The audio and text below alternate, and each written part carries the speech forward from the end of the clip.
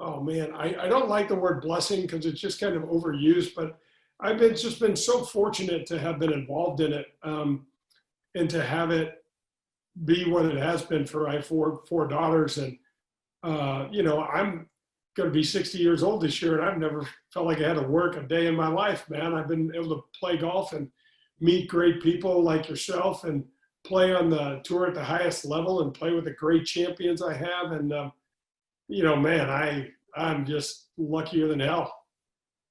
Yeah, it's so cool, man. I tell you what, like I was saying earlier, I missed a little bit of that first part of that. And again, I just want to bring it back up that it's we're talking to Jay Delsing, and PGA Tour player, Champions Tour player, and just awesome guy. But anyway, going past that a little bit, I tell me some of the good. I mean, give me a good story, man. I know you got them. I mean, when you're out there like that, I've got stories, and everybody's got stories if you've been around a little bit. But the players have the best ones. So if you got one, just throw it out there, and we'll just go with it. Matt, one of my favorites. Well, you know how the story goes. Some of the best stories we can't tell. Yeah. They're not necessarily appropriate or things like that. But I'll never forget my rookie year. I was playing a practice round with a buddy named Brad Fable, who is now one of the lead rules officials on the PGA Tour. Brad's a great guy. He's from around where you are, Nashville, I think, and just a terrific guy. Grew up in as a coal miner. Started playing golf later in life, and had a great perspective. And we had come up, we just finished the 16th hole at the Byron Nelson at the TPC at Las Colinas. And we're walking to the 17th tee, and you got to walk under a road and through a little tunnel. And we come up on the tee, and we see there's a group on the green, and the standing on the tee is Jim Thorpe and Lee Trevino. Now, this is 1985, man. This is 100 years ago, right? And so we both know what's going on. I mean, they've got a big money game, and we're rookies, and we don't know what we are doing, right? And so we pull up about, 60, 70 yards from the tee, just out of respect for them, let them go on, do their thing. And Trevino just kind of gives us and whistles us over, waves us over. So we're like, oh boy. So we kind of walk on over there, and I had played golf with Jim Thorpe's brother, Chuck, before when I was an amateur. And so I had met Jim before. I had not met Lee before. So it was, hey, Mr. Trevino, my name's Jay Delsing, this is Brad Fable. And it was like, you could imagine, he was chewing on us as rookies, and most of the stuff I won't repeat, but it was all good, all in good fun, And then the green cleared, and he said, okay, I'll tell you what I'm going to do. I'll take this sand wedge, and it looked like an old Spalding wedge to me. But he said, this is back in the day too, Matt. We're playing the Bellata Titleist ball, and okay, you remember what that's like. And this par three, Bud, was 175 yards, slightly downhill. And he said, okay, I'll tell you what I'm going to do. I'll bet you both $100 that I can hit this green from here with my sand wedge. And I said, I thought, well, hell, how do we get in this deal? But I looked over at Brad. I said, Brad, do you have any money? And he goes, I got $14. and I thought, well, shoot, I probably have like 45, or something like that. And I said, hey, Mr. Trevino. And he said, quit calling me that. I said, okay, hey, Lee, we'll give you $59. And he said, what?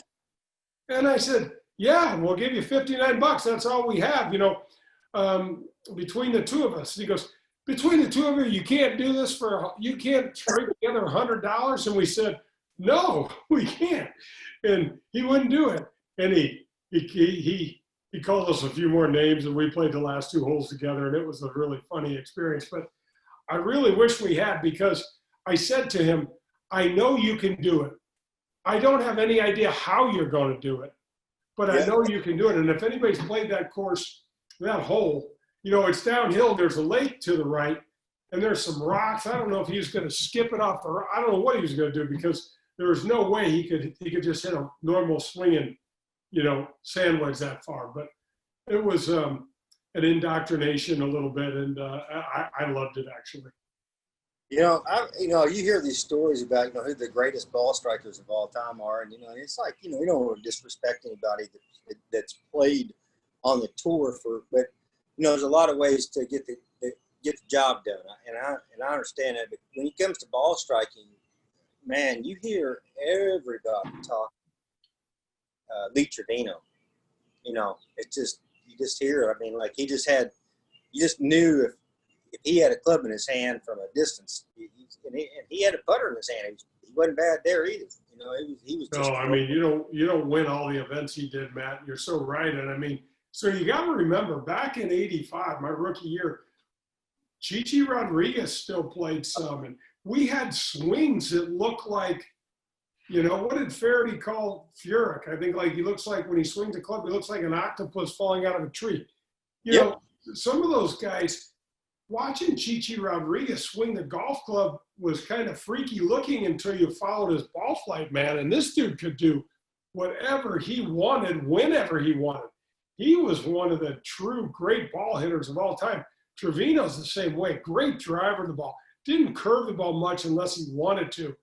And it was a different time back then. I remember that same tournament. I sat on the driving range and I just watched Tom Weiskopf swing for an hour because I never had the chance as a kid. I'm 22 years old or 23 years old, and I'm watching this guy swing, and he's not quite as tall as I am because I'm 6'5", but he's really close. And everybody else was a little short guy out there. I'm sorry, I didn't mean to cut you off, but I was going to say, like, I thought Weiskopf, because you're a tall guy, I thought Weiskopf, was he 6'2", 6'3"? Yeah, something like that. Maybe as much as 6'4", but between myself and Andy North, maybe Al Geiberger, but Al Geiberger had backed off by the time I was there. But man, there just weren't tall people playing this game, man. There just weren't. I remember, there's a couple things I remember about height, and I think it's kind of comical in my way because I'm not very tall. I'm about 5'10", and so when you go out there now and you walk around, I remember going out there, what was it, maybe 7 years ago. Those guys were just towering, I look, they're going but I'll tell you another thing. I saw Phil Blackmore when I was a young kid. I was walking around in Memphis, and I watched him play, and he just caught my attention. I didn't know if he was any good or not. I really, to be honest, at that time, I was so young, I didn't really know. And I couldn't believe, I was like, anybody that's that tall, they got to be good, Yeah. Oh, my gosh. His nickname was Big. And everything, he was just, and so when he got on tour, Phil's probably a couple inches, 6'7", 6'8". But man, first of all, a terrific guy, a real gentleman, real gentle giant. But he could play his ass off, Matt. This guy was good. Boy, he played it that day. I remember watching him. I was like, I followed him only because of his. Well, I'll be honest with you, I followed Sevy first. Sevy was there. Yeah. So, kicking his spikes around, and and that, it wasn't his best. I wouldn't say this, and I don't mean this with any disrespect, because I love Sevy Ballesteros. I mean, God Almighty, but he was kicking his spikes around. The first hole he comes out there on 10, and it's a tough hole. I know you. I think you got. Did you? You played there at in Memphis, and got. I think you got second. Or is that right? Southwind. Southwind, yeah.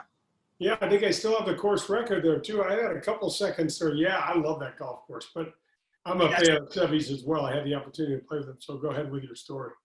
I apologize. No. I that up and I was like, wow, that's so cool, because that's not an easy course. And so when you get on 10, you got to curve it around the right. It's not an easy tee shot. He kind of bangs it out there. It's kind of it's not in the trouble too much, but then he slashes one up there past the green, and the first shot in his chip shot, he knocks it right in the hole. I mean, of course, and he does this. He cocks his neck, and he's just the coolest cat that's ever walked the planet.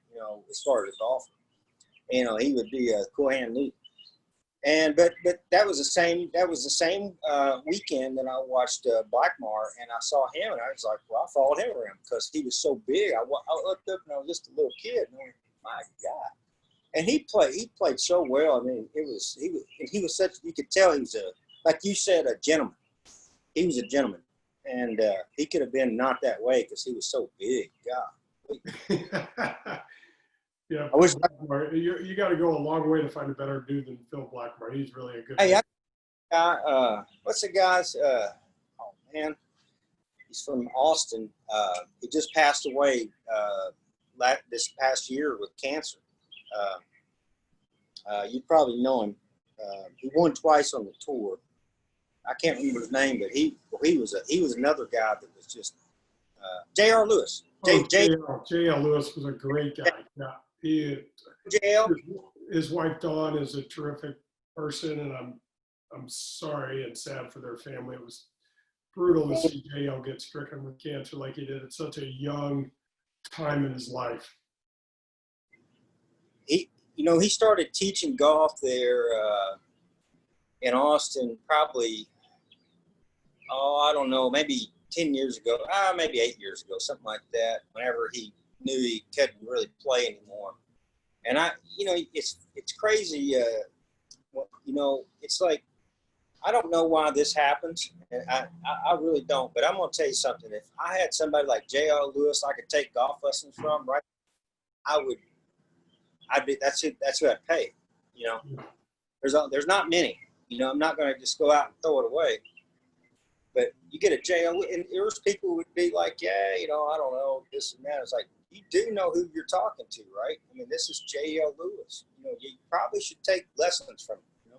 Yeah. You know what's funny, Matt? People don't understand the guys that do this for a living are the people that you want to emulate. Like, I'm not saying you can do what they do, but when it comes to the short game does not take a lot of strength. Smashing a ball like Rory can off the tee, you can't do that, folks, okay? But when you watch what they do around the greens and stuff with their technique, that's the sort of stuff you want to emulate. Drives me crazy to see folks come in and try to, play their short game with their hands scraped way forward and wrists and hands super tight, like they're white knuckling the club. And nobody that plays for a living does that. They just don't. And when I help someone with their short game, they're like, oh my gosh, it seems so much easier. And I'm like, well, it's so much easier than the style you were using because you can't do it that way. But there's been a lot of teaching that's gone amiss with people telling folks, stick their hands way forward, stick the ball way back in their stance. Yeah, like exactly what you're looking like there, Matt. And that's great for punching it under a tree or maybe a little chip and run. That ain't going to get you over a sand trap any way, shape, or form, man. It's just not going to work. It's funny you say that. And you remember, I know you do, but I want to go ahead and bring up, if it's okay, Bob Rosberg. And Bob Rosberg, there's not a person alive that has excuse for a bad short game. That was his line. And I will use that till I die as long as I teach golf because, I can't ask Mrs. Smith to come up here and stand up here and do. I can't even do it even myself anymore. I'm getting older, and I can't go ahead and wheel the ball like a Dustin Johnson or a Tiger Woods. It's not going to happen. The one thing I can do is chip a ball. I chip a ball. Yeah. You know what I'm saying? And he goes, if you can't, there's no excuse for it. You can't. I can't ask you to hit it 300 yards on top of a button when you can't do that. It's not possible. But I can ask you to hit it 20 yards on a button, And I always thought I was a very young guy. Paul Runyon, he was always about that same kind of philosophy as well. But Bob Rosberg really brought that to fruition, I thought. And I don't know what your thoughts on that. I think you just said it, but I don't know. It's just, you can't ask somebody to do something they can't do. You can't ask somebody that can only hit it 150 yards max and that's all they got. But you can ask them to hit it. If I have to hit them 15 yards, we can do that, It's possible. Matt, it's just not the game that people spend much time on, and very few people teach it well. And it's one of the things that I tell everyone: if you're serious about the game and you want to get better, meaning you want to shoot lower scores, start from 100 yards and then start on the green and go from 100 yards in. And every single round of golf, it's going to be somewhere between 50 and 80% of your shots are going to be taken from those distances, and that's the ones that you need to get proficient at. Yep. Yeah, I think it was. You just said the same thing too. You just hit the nail on the head. I don't. When I've ever heard, and I grew up this way too. What is the 5 lefts or whatever? Your hands left and all this stuff, all this stuff. That's not how. When I watch really great pictures of the ball and chippers of the ball, I don't see that. I see the ball a little bit not forward, but they don't do all this crazy stuff. They put it up and they just swing the club, let it go. But so you got to think about it though. So what really needs to be on the table is that when we're trying to hit a 300 or 350 yard drive, we are separating our upper body from our lower body. We are turning as fast as we can, and we are trying to generate as much speed and power as possible. 100%. Okay. But when we're chipping and pitching the ball, we shift gears. Man, it's about softness and precision, no power. And Matt, nobody that's worth a damn at pitching the ball loads the shaft. So when we're swinging and we get up to the top, our hands lead, the club head stays back there, that shaft bows, and it comes in like a whip at the bottom with speed and power. But if you do that in your short game, you're cooked. You have zero chance to hit high soft shots that are demanded on the golf courses that all of us play on, not just tour players. All of us play on these shots. We've got to hit high soft shots over bunkers. We've got to hit a variety of shots. And if you load that shaft, dude, you are done. Yep. Again, man, I know one of the things when we do golf school, all right, somebody comes in, and this took me a while, I have to be honest with you, Jay. It took me a while as a player, like not a player, because it wasn't a really big problem for me because that's where I grew up, kind of living around the game, the short game area. So I never thought about that much. But when I started watching the players come out and they'd start hitting balls, man, they were hitting them nice and everything, and you think, oh, they got it good. Then you go play golf. That's a whole different ball game. And now you get somebody behind the 8 ball, like you just said, behind a bunker, and you got to hit a pitch shot, and they stand square. The club's probably closed, shut back, and they do this. It doesn't work. No, you could put Tiger Woods and give him that technique, and it's not going to work, or else he'd do it. I mean, he might be able to manufacture something at the very bottom because his hands are so good, and we've also done this thousands and thousands of times. But there's really no excuse though now, because all of the video presentations, I mean, hell, we're doing a Zoom call now. You're in Nashville, I'm in St. Louis. We can do anything now, but there are examples of how the best players in the world hit all of these shots on YouTube and Google. There's no reason for people to not know. Now, is it easy to learn from there? Not necessarily. It's very helpful to have somebody that knows what they're talking about, help show you. But you know what? You don't see a lot of guys hit those high soft shots with the handle leading through the ball. That shaft comes through the ball vertically, and the head gets there at the same time, or even sometimes a little behind.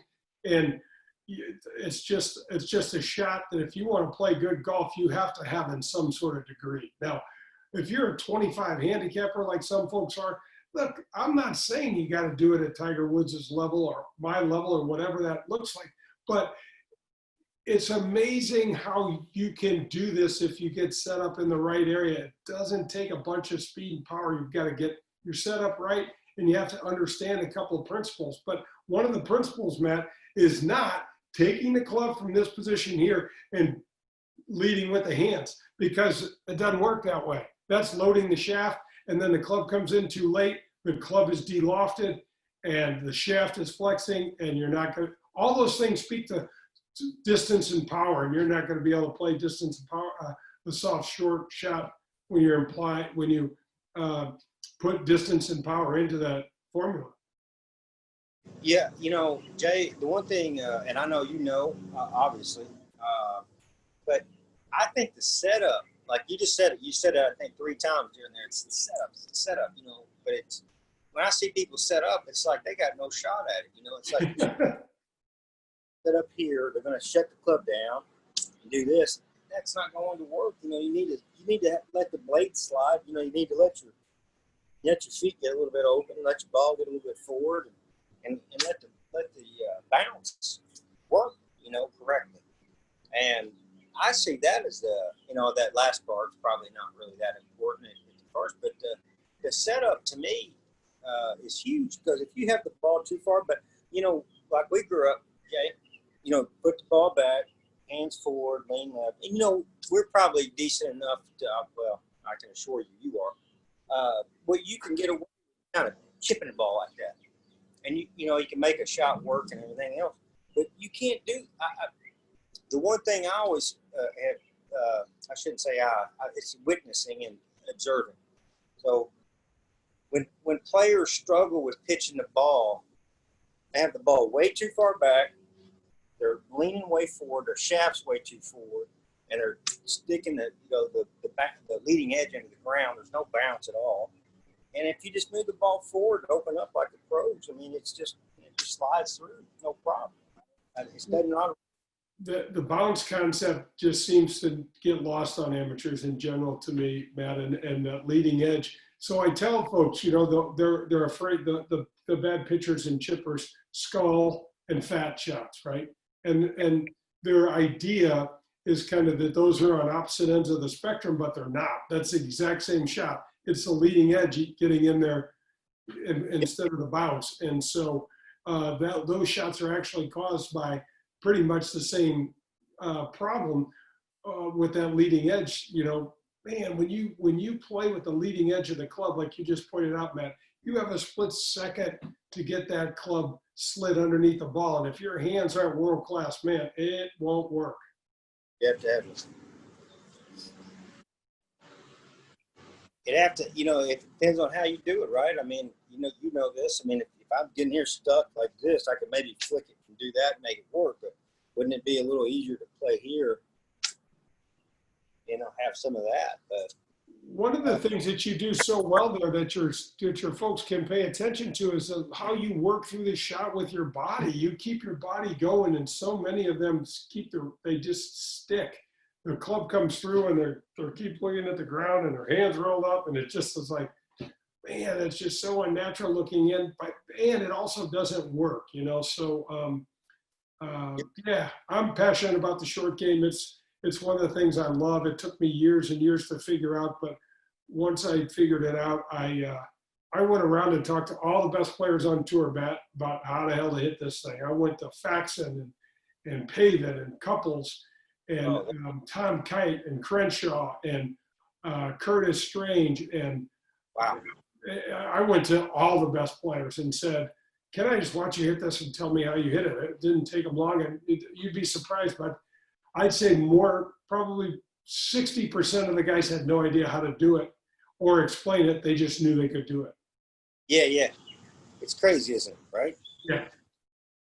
That's I was talking to one of my good friends, and he wanted to do a podcast with me, but he's the coolest guy I ever met in Nashville. He guitar player and all that, but he can play. He's a welder. He can go on it.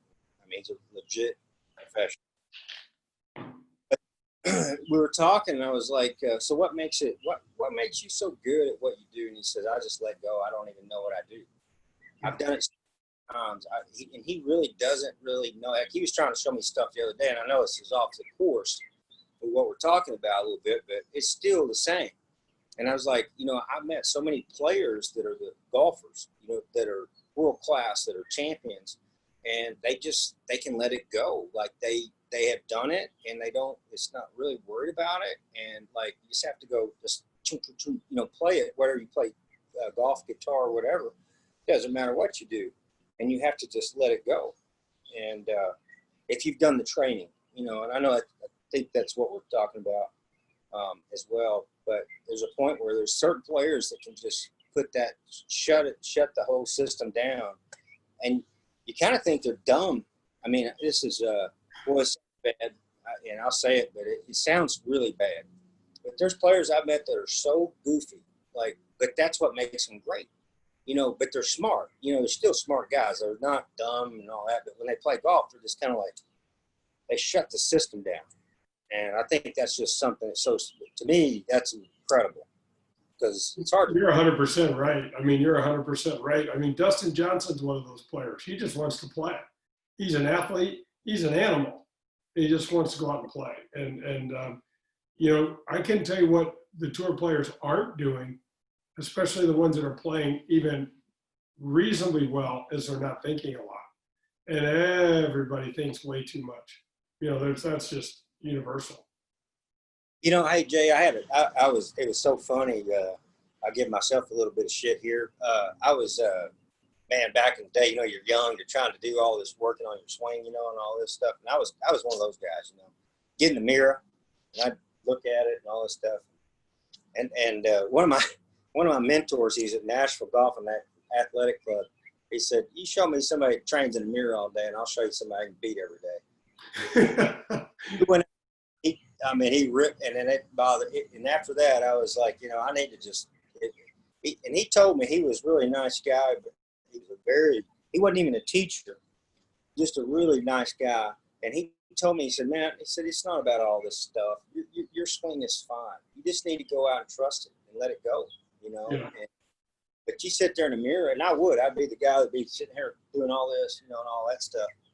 Like, you're going to lose, do that." Yeah, it's a different level. I mean, it's why there's so few, there's just not even that many people, Matt, that can break 80 when they play golf. It's a hard game. When I tell people is to jump in, you're going to love it. But I said, don't think it's going to be that much fun, especially at the beginning, because it's really, really hard at the beginning. It's really hard at the beginning. But I'm, just hoping that when they get out there, they do one thing that day that sticks with them and makes them want to come back and try and do that again, because that's what happened to me.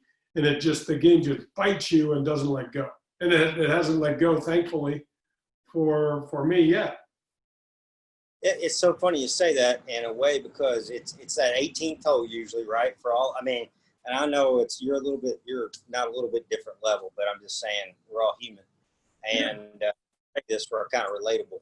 But you get on the 18th hole and you hit a drive somewhat down the fairway, and you hit a shot in there with an iron that it makes you go, "Oh my God, I got this thing figured out." And if you're fired up all night, ready to play tomorrow, you know what I mean? That's what brings us out, in my opinion. Matt, there were many times on tour where I wasn't having a very good week. I was making the cut, but I was playing, and you would figure things out. That's why it was so important to make cuts. You got more rounds in competition, and you could figure out things while you're playing, and you could go, "Man, I did something on my last 9 holes on Sunday, even though I had kind of a crappy ass finish and wound up finishing 40th or 50th, whatever. But I am so excited to play next week because I found something." How cool is that, though? Yeah, that rocks. That's what brings us out. Like you said, I mean, it doesn't matter if you're 150, if you shoot 150 and you hit one shot that intrigues you, like you go, "Wow." Yeah. Right? Yeah. And, you're a tour player, obviously you are, and world class, and you might play a round of golf and then you hit a couple shots and you go, "Wait a minute here, I'm on the right track right now." And it intrigues our mind. And I just think that's to me why I love the game. I mean, there's something about that thing where, I've had, what we all have, where you go out there and it's just dog shit the whole day, Yes, unfortunately. And the worst feeling, Matt, where you like to climb under a damn rock somewhere, because you're playing out there and you don't know which way the ball's going to go, and you got all these people watching you, and you're like, "Oh man, I wish I could take my name off my bag." This is tough. Yeah, it is. And then, and then there's that, you might connect on a guy like yourself. They say it's the fourth hole, and it's like it was kind of like not working.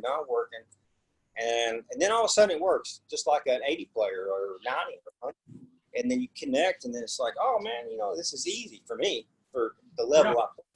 Yeah. And it makes you come back. You come back, and that's the golf that I said a treatment factor.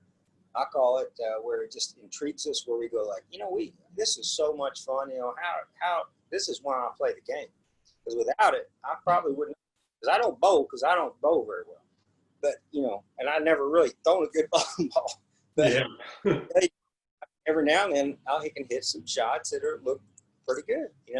And it just watch. And there's that factor. I had a pro one time tell me, it's not even so much how it feels at the ball. And this was true to me, because then it changed my thoughts, because I always felt like, when I hit a shot, it'd be like, felt so good, all the way up. And it's like, oh, boy, that's so great.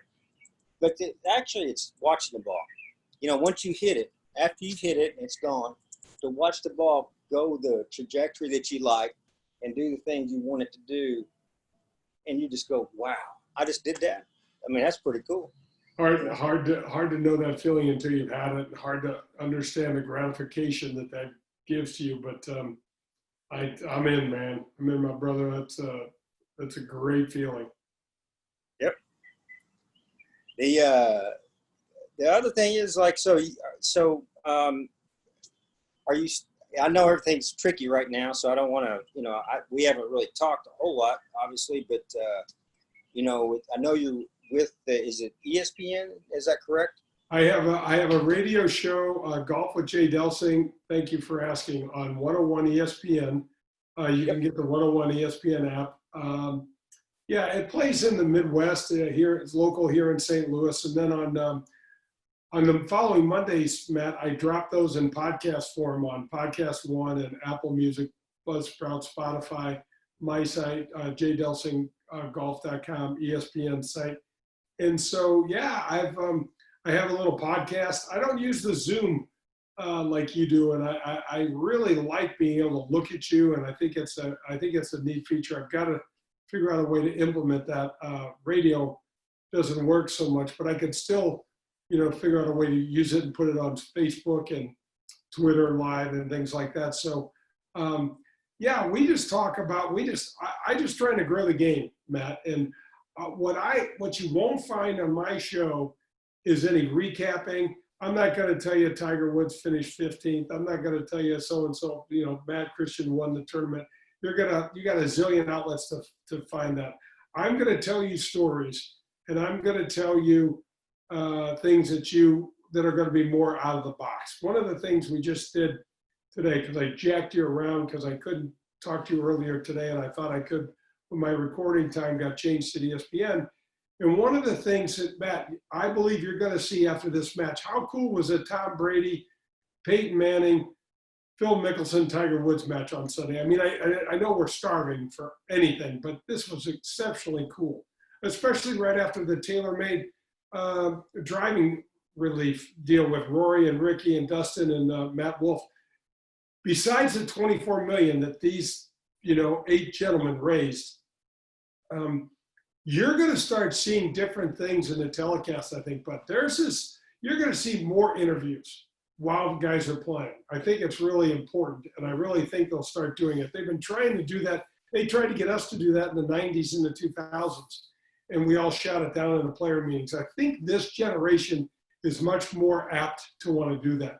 I also think you're going to see a lot more statistical stuff on the screen, Matt. You're going to stand over, Matt Christian's going to be standing over a 10-foot putt, and you're going to have your likely make percentage over the course of the year from 10 feet is X amount, and you're going to be able to bet on that. You're going to be able to, you're going to be able to see what the rest of the field is doing. You're going to see what the leader is doing. And there's another couple things, Matt, that's really cool. I don't know if you've seen these drones that do this tracking and this racing, but you smash a tee shot and they got a drone that chases that ball. And you got to check it out, folks. Matt, you got to Google it. You probably know about it already because you're probably ahead of where I am, but it is spectacular. it is spectacular watching that ball fly through the air. Is it going to carry the water? Is it going to hit a tree? And to watch it with its characteristics. And then Matt, what's really cool, and I know you know this, but most people don't. When that golf ball flies like this, and then it goes like that. It doesn't go like this. When it loses its momentum, it loses its energy, it falls.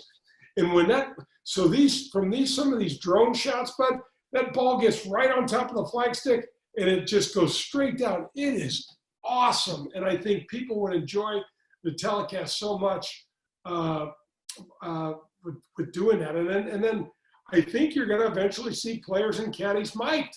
I really think you are. You're probably going to need a button just to make sure certain things don't slide out of our mouths like we're known to do. Drinking and swearing is one of the things I do best.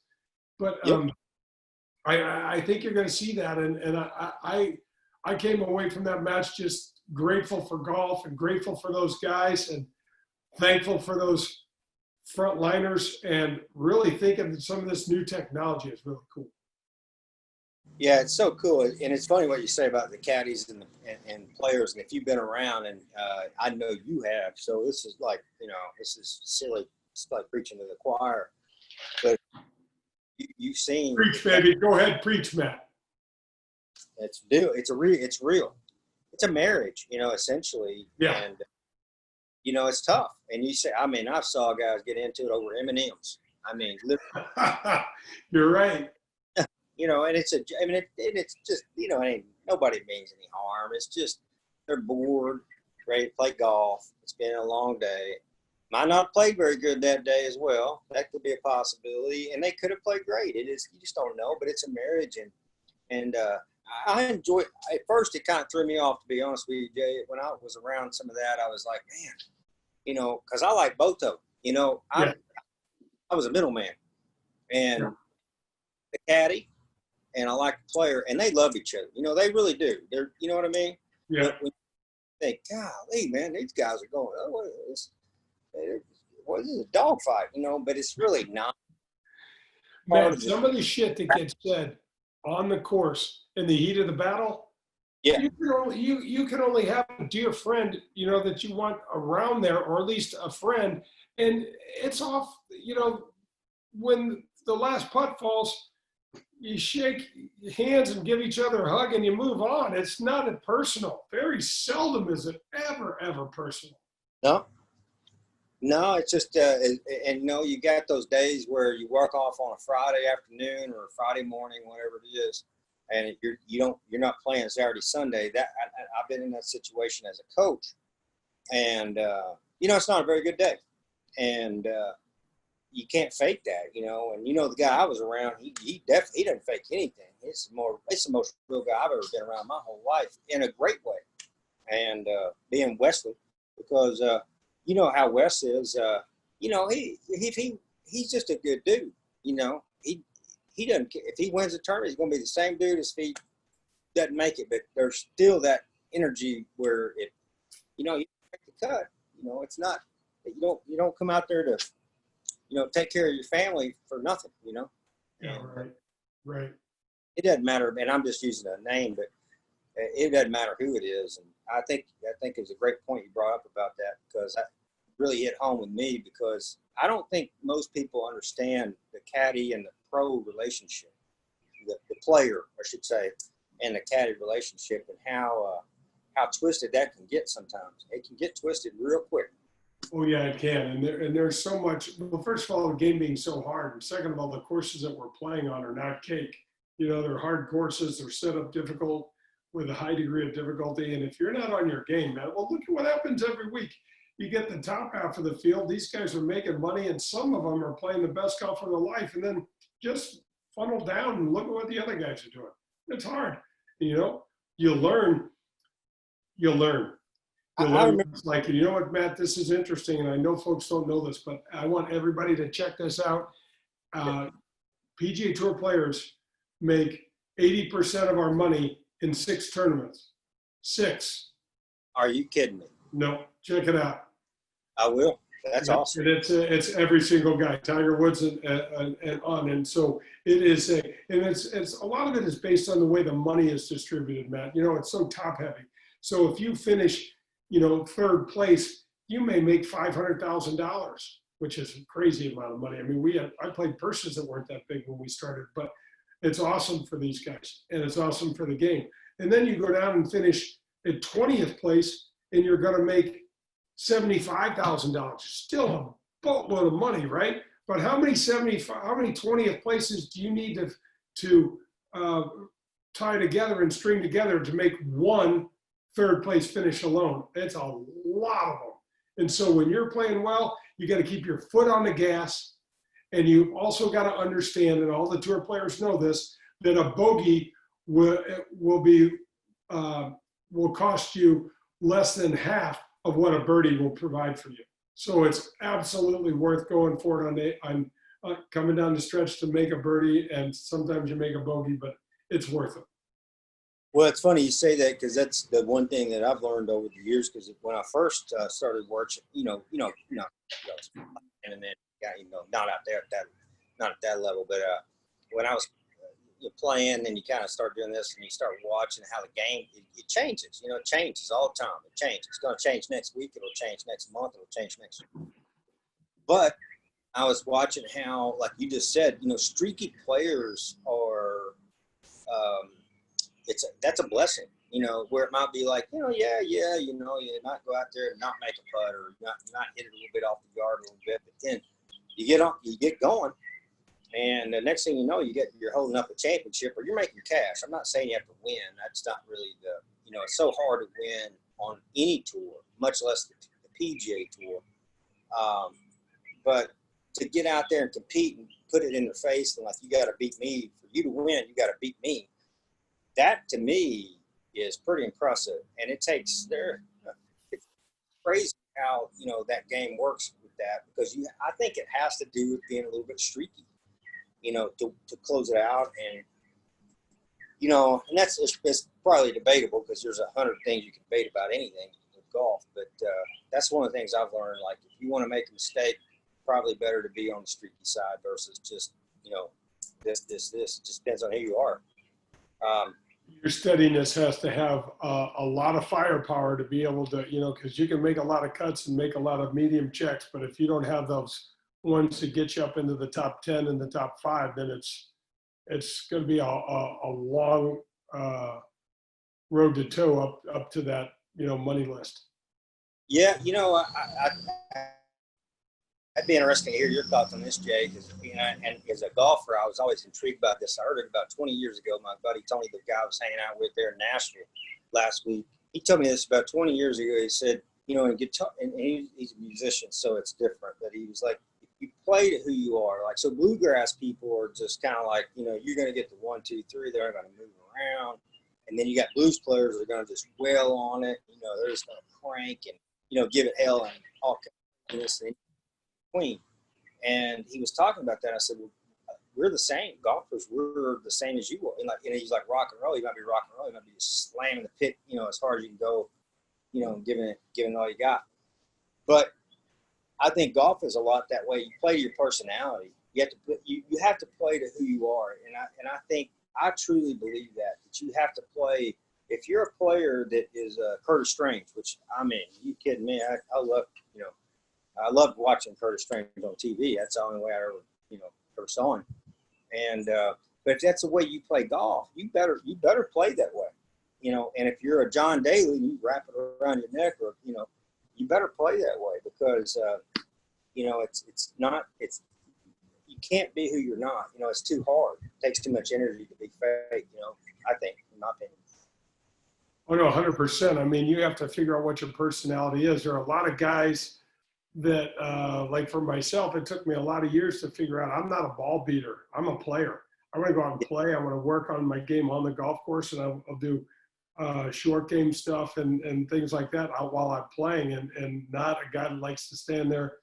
Man, I can't keep my attention for that long, Matt. My mind just wanders. And so that was an easy one for me. But some people think that you just got to go out there and hit balls. Man, you don't. You can go work on it on the golf course, and you can see how you're challenged visually by the holes that are out there, and you can take a couple of balls with you and do a little practice. And if there's nobody behind you, that's a good way to go. It's interesting you say that, Jay. It took me a while. I used to be a ball basher, and I really, be truthful, I had a decent looking swing, but I didn't hit the ball, in my opinion. Well, I don't think it'd be an opinion. I just didn't hit it consistent. And when I quit playing on the range, because that's what I did. Put a stack of balls up there. I'd hit all day and just think I did something. I really didn't I got worse. And then I started playing golf, where I just, put the peg in the ground and hit. And I started watching. I was like, man, now I see what I can do. I always believed I could play. And once I started to do that, man, I've told so many of my players, juniors, etc. I think you have to have certain fundamentals, and you need to have a little bit of this and a little bit of that. But get out there and mess it around, and put it in the ground and play, because I don't know. I don't even know why that works. I just know it works. Well, Matt, I think the reason it works, at least in my opinion, is this is still a sport. If it wasn't a sport, then the smartest people would be good golfers. That's not the case, man. These are good athletes that love playing and love competing, and it just doesn't work that way. That's not what sport is about. That's more like medicine or something like accounting or something where, you take a formula and you apply it to everything. Well, you can take any formula you want in golf, and you're going to have a downhill lie, an uphill lie, a side hill lie, wind into you, wind behind you, bad bounces, all sorts of things that are totally out of your control. It just doesn't work like that, and so it's not, Bob Rotella is a good buddy of mine. He's got a couple of books. I think I even got a chapter in there of myself where I think I kind of blew his mind with some of the mental things that I was doing and not doing, but I'm just teasing. Bob's a great guy, but one of the titles of his book is Golf is Not a Game of Perfect. And we kind of fall into the idea that it can be, and it just never has been. I mean, it just never will be. Even on your greatest days, you can still think of a couple of shots you could have done a little better. Yeah, I mean, that's the coolest thing about it, and that's what brings us back. And I think that's the great point. Hopefully, everybody that's listening and to this and hears this is kind of bringing it in.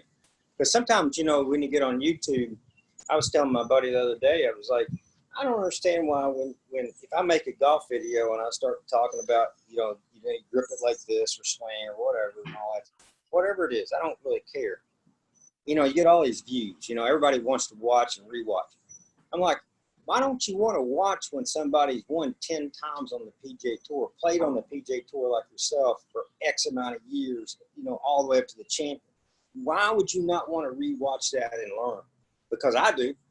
And he was like, you just got to kind of, you got to remember this. You're talking to people, and they know what they want. And I was like, yeah, but that's not what I'm saying. I'm not telling them what they want. I'm just telling them if you want to get better at golf, I can do this stuff all day, and we can sit out here and do grip and this and swing and all that big cute. And I've done it. But if I get somebody like you on here that's got experience of playing on the PGA Tour, all the way through Champions Tour, you watch the best players on the tour, and you don't want to watch that podcast, you got to be crazy, to me, in my opinion. I don't mean people are, I'm not saying that they're whatever. I'm just saying, like, I'm telling you, if you want to know what I do, I watch it all the time, Matt, I can honestly say I had my ass kicked by some of the best players on tour for a lot of years. And if you're going to stay out there, you're going to have to make some adjustments, I think, for sure. And you learn, you guys, like we talked the other day, I think it was a few days ago about this, but it's like I told you straight up, and I'll tell anybody, that I love talking to the players that played on the Champions Tour. The record is not relevant to me. And I mean that. All I'm saying is their experiences. And I love talking to them so much. You can learn so much. And so, like, we have a lot of juniors in Austin, a lot of juniors in Fort Worth, a lot of juniors in Arkansas and Missouri that train with us. And if you're part of that with us, please watch this, because you have to, there's so much to learn and listen. You can, value as you go along. And that's the reason why I love doing these podcasts, with guys like yourself, with, golly, to play out there, you've done crazy stuff out there. I know that. But to play out there as long as you play, Jay, you couldn't even tell anybody. I've got kids that think that they're going to be, the best that's ever been and all this stuff and whatever. Hey, I hope they do. That's great. But you know what? In general, in reality, just to get out on the tour is a victory. That's a win, in my opinion. And it goes on from there, and then you get that experience like you had all those years and being around the players and the people you beat. It's just incredible, man. And I probably overplay that a little bit, but I'm not. That's very sincere, No, I think as I got older, Matt, I agree. I mean, it's just to be able to do anything with the best of anybody in the world is just ridiculous, And I'm just really grateful. I just loved it. I can, as a dad, I can look my daughters in the eye and say, look, dream and dream big, because it does happen. It happened to me. Yeah, that to me is so incredible, man. And I know you. It's not something you can really talk about probably a whole lot. You probably could if we were individual, but it's really is special, man. And we're just so grateful to have you on the show and learn more about you. And I want to continue, man. I know you have so much knowledge that you could share with us, and like what you did with the short game. And it's funny I think it was the last two podcasts that.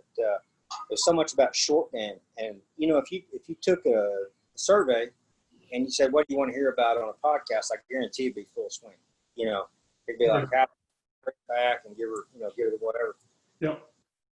But it's like, well, it might have been Frosty was the last one, but I'm not sure. But I can tell you this is it doesn't matter. The best players in the world are sitting there telling you, you better learn how to pitch the ball. Right. And chipping, and I said this the other day, Jay, and and this kind of rubs people sometimes maybe not the right way, but I'll say this is, anybody can chip a ball. Like you can take your right hand and kick it under your leg and slap a chip. You know what I mean? Without being hard. And the ball might roll up to 5 feet, 3 feet, whatever. But you can't do that if a bunker is right in your face. Where you have to sit here and now you got to hit a legit shot. You got to hit this. A legit, it's I don't know how they call it other than it's a true pitch shot. It's not a chip. A chip is just a single lever and you can just bump it like a putt and, right. Anybody. But that pitch shot, if that's not the most important shot in golf, I'm not saying it is. I'm saying it's one of them. I think you have to learn how to drive the ball first, and most, obviously great players already have that. But you get the ball in the fairway. It doesn't have to be long. Just get it around, keep it between the lines. And then, and then be able to pitch the ball, to me, is number two, and then putt the ball from 10 feet and in. And that's kind of why we kind of go about it. And I'm not saying that's perfect. I'm just saying that if you knock it out of bounds every hole, that putter's not going to mean much. You're going to be about the perfect. But if we can keep the ball between the lines, we can pitch the ball up a little bit just around the thing. Even if we one or two putt, whatever, you get a boat, your par, and you're playing golf, and it's not too bad. But no, I like what you're saying. I mean, you're having a good short game makes your bad rounds better and your good rounds better. Period. What else do you need to say? Exactly. You just hit the nail on the head right there. You just nailed it, because it's exactly right. You get a good ball striking around, and you start knocking those putts down. Good night. Right. You're going to sleep, or you chip them in. You start chipping. You get these guys. I played around, and I know you'll have a million stories like this because how long you played. And I just played mini tour stuff a little bit, but I played with a guy. I don't even remember his name, and I got done, and I'll tell you what, I hit the ball pretty good that day. I really did. For me, and this guy was 100 yards, it seemed like 100 yards behind me most of the day and in the trees. But next thing I know, he shot 69 or 68, and I shot 72. Put the pound down. Infuriating, isn't it? Yeah, and I got done. I went, wait a minute. I remember when I got done, I went, how did he beat me? He beat me. He called playing golf. Yeah, It's not. put a little box in the score, man, and quit worrying so much about how you do it. Yeah, that was right. I mean, it put the pound town on me. I was down by 3 or 4 shots and went, wow, you got to be kidding. I didn't even see him half the day. Didn't matter. He got the ball kicked in. He made putts. He did things you're supposed to do, and I did not. And I learned a lot. I was very young, but I tell you what, I learned a lot that day just as a little kid. But Love it. I know you got a million of those stories you could probably share with all of us. But it's funny how that works out, isn't it? Yeah, it really is. I mean, it really is. Oh man, I played more like you described. I wasn't very straight off the tee, and I was extremely long. And my gift was being able to shoot a score. It was ugly a lot of times, but I just love that ability to just try to figure out how to shoot a score. Yeah. Yeah. So part of it being long, that's another thing I think that maybe helps some people and juniors for sure, because you don't want to be long and wild. But juniors, there's always that case of, like Jack always and Tiger said that, hey, hit as far as you can when you're young, not when you're old, because you're just going to hit it further in the trees or somebody's house. But when you're young, and the bar doesn't get. I had a guy tell me this one time. The reason why you can go at it as hard as you want to go at it when you're young is because you're not going to knock it in somebody's backyard, which is true.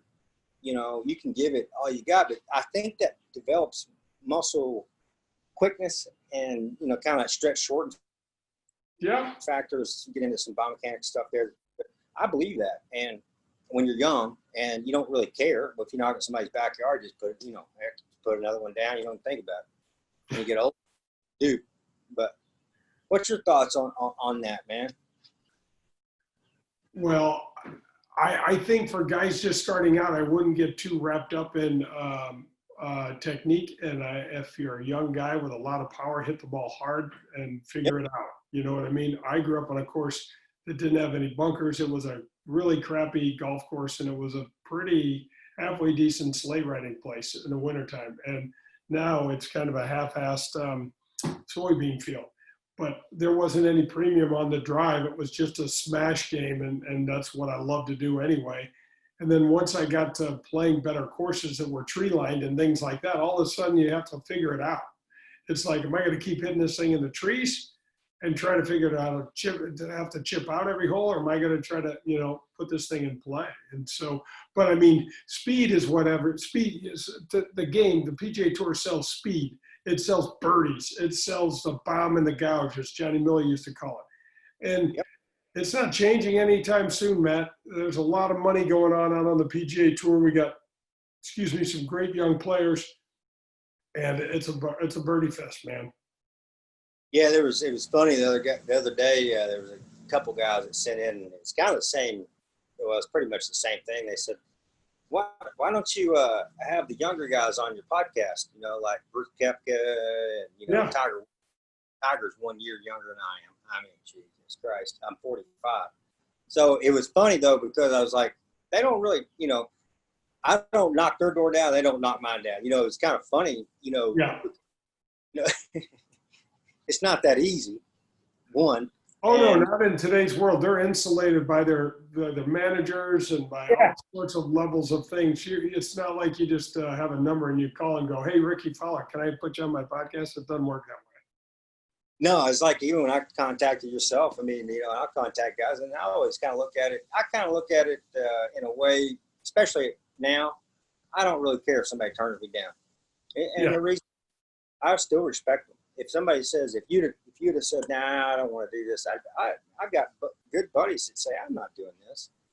And it doesn't bother me. I still respect everything you did and everything else. And that's the one thing that Matt, I just reached out to my buddy Brad Faxon, who I've known since I've been 16 years old, and said, Fax, I want to get you on my show. And he said, I can't do it. I got too many. I got Zoom calls coming out the wazoo. I got too many people, wanting me to do this. And I just don't have any time. I mean, I know him, and you've got to still respect him. Yeah, and it's not like bad. It's not a big deal. People think, I think it's, and that's why I say when I reached out to you, and I tell you what, I appreciate you. even if you wouldn't have, wouldn't have changed my mind, about what I thought, because I was always a fan too. Oh man, I just appreciate you asking me, man. Well, we talked about it, and I think that's what was cool. One of the things, even with Wesley, we talked about one day. We were doing a podcast, same as here. But it was a live together podcast in Fort Worth, and we were just talking, and just like you and I are. And I said, man, when he'd bring me in the locker room, because I was a coach, I'm not going to get in there. You don't just walk into a locker room or whatever. He'd say, "Oh, come in here," and it's like he kind of made things. It made it cool for me. It made it a great experience, when I go to an event or whatever. And I was bringing it up or whatever, and he goes, I said, "But these are people that the Champions Tour. When I was out on the PGA Tour with him for 2 years, it was different than when I was on the Champions, because the Champions are the only ones I really knew. Like, I didn't know them, but I knew them from watching, as a kid. Recognizable names. Yeah. Yeah, that's right. To me, that was my heroes, So I'm out there, and he'd bring me in, and man, I'm telling you, it was just like a pig in sunshine. I was smiling. That's good. Cool. And he said the same thing. He goes, "Matt, you do know that I feel exactly the same way." Yeah. That was the funniest thing, because he was saying it was exactly, and he's playing with you, and I just thought it was so funny that he said that. He goes, "I do feel exactly the same way. You understand that, right? He's my heroes too." And he's still starstruck, or starstruck, I should say. And anyway, I think it's pretty neat, Yeah, terrific. It's you learn so much from the Champions Tour. And if that's one thing I can tell anybody that's watching or is going to watch this, episode, that, you got people on here that are giving you a lot of knowledge that didn't take, 5 years to learn. It took a lifetime, an entire lifetime, like yourself, Jay. And you should take advantage of that and listen to it. Don't just go through it and go, "Oh, that's a cool podcast." Go through it and listen to it. Pay attention, and you're going to pick up stuff probably more than you do if you're just sitting here doing this instructional stuff, which we do all the time, But Well, we ought to reconvene and talk a little bit about the short game and show the folks how to hit a few shots or something like that maybe next time. love to. I'll be in Texas next week, and man, I'd love to have you on if you want to do. We'll get out there in the short game. I'll get some wedges out. You can be wherever you want, and let's go at it, man. If you're cool with that. Yeah, that'd be fun. That's the one part of the game. I think you hit the nail. I know you hit the nail on the head. It's like working your way back. Harvey Pinnock was big about that. Fan of his and simplicity and getting it done, but out a lot of thought, like you said. But man, if we could do that, that'd be awesome. Yeah, that'd be fun. I'd like to do that. Yeah. I'm in, man. So let's plan on maybe kind of middle of next week. I don't know if Wednesday works, but we'll figure it out. I'm sure we can. Yeah, let's touch base. Just text me. Let's touch base. I'll do a better job of scheduling. I know I've got my radio stuff out of the way, so I'll have much more free time and be able to show you some of the things that I know. I would love it, man. Love you to get the wedge and you just fire away and we start talking. You tell us about how you do it, how you learned it, and why you do it. Because I know you talked about with players that I'm really interested in, especially, of course, Corey Pavin, Tom Kite, somebody I do know. I can't imagine the knowledge you have, not only as a player, a full-blown player, but around the greens, and that intrigues me big time. Yeah. And you should my players. If it doesn't, then they're missing out a little bit. Sure are. Okay. Well, cool, Matt. Hey, this has been great, bud. When are you gonna air this thing? So I'm gonna put this out. So I'm traveling tomorrow. It'll be probably Saturday. I'm gonna put it out. We're gonna send it. We got about 20,000 golfers in our database. They're just Texas golfers, and we'll fire it out players and we'll see how it takes off. I think they'll do really well. And then Send me a link, will you, Matt? And I'll watch it. It'll be fun. Oh, it'd be great. And when we get back next week, we'll have the crew there. Robbie does everything for us. He does the audio, the videos. Oh, Probably good. have players that can help us out with that as well and pick up kind of like all of them, like YouTube Live and Facebook Live and all that. Hit on when we do short game. But you know, Robbie's, I mean, that's what he does. Me, I'm not. I'm pretty much elementary on this stuff. Yeah, me too, dude. I'm hopeless. Hey, Jay, one more time, if you don't mind, you shoot out, you know, your website and, you know. Thank you. You do? Yeah. So my website is J Delsing Golf, and my show is Golf with Jay Delsing. It's podcast on Apple and Spotify, Buzzsprout, Podcast One, ESPN site, my site. And if you want to get the 101 ESPN app, you can listen to us live on Sunday mornings, 9 to 10 Central Standard Time. Hey, Jay, can you hit it one more time? I'm sorry about that. I didn't have my phone turned off here. No, that's all right. Well, my site is J Delsing Golf. Please reach out to me. My email, jay@jdelsinggolf.com. That's Jay spelled out both in the front and back end of that. And I have a podcast on Apple, Spotify, Podcast One, Buzzsprout, ESPN site, my own site, or That's you awesome. can get the 101 ESPN app and download that and listen to us live Sunday mornings, 9 o'clock to 10 o'clock Central Standard Time.